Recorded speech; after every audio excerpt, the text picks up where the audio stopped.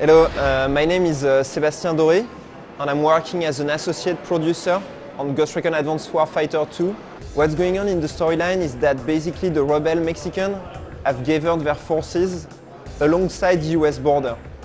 So basically they are threatening the US to attack them directly if they keep on interfering with what they call Mexican internal affairs. So that's basically the setup of the game, so which will take you through two different cities this time instead of one in the first game. The cities being Ciudad Juarez in Mexico and El Paso in Texas. What we are doing in Grow 2, we are going to make this much more useful and much more efficient for the player by allowing the player to put this small screen in full view. So you can see very precisely what every support forces are seeing on the battlefield.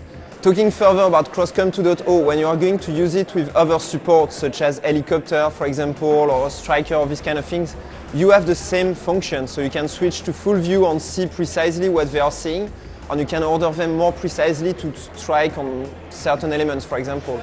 So we have also another drone, which is a ground drone called the Mule. The Mule is basically have several purposes. The first purpose of the Mule is basically, as his name is saying, is roughly to carry equipment for you. The second purpose of the Mule is it's a mobile cover. And the third purpose of the Mule is like the other drones, you can use it to recon the environment and spot enemies, or even use it as a diversion, in fact. Talking about weapons as well, we are going to bring new high-tech weapons in the game.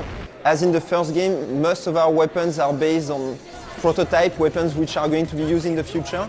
Several of the ones that you add in the first Grow are returning, such as, for example, the counter-snipe weapon, which can shoot through walls. We've got the gun cam, which is returning as well, which allows you to shoot from cover, for example, with a mounted camera. And we've got new ones. We've got a lot of customizable weapons. We've got basically, like, you've got one weapon as a basis, and then you've got different elements attached to it, which make it different. So these kind of weapons are going to be in the game, so you will still have a lot of choice of weapon and a lot of high-tech cool weapons. Another thing that is being improved in Grow 2 versus Grow 1 is the character classes. We are making the classes much more different. We are making each soldier, each individual, very different.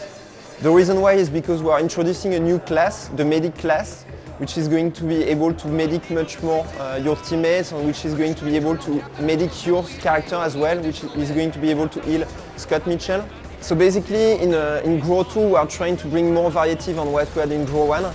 One of the first things which we are using to do so is basically to have much more outdoor environments. So you are going to see, as you saw today, you are going to see missions which are going to happen in mountains or more desertic type of landscape.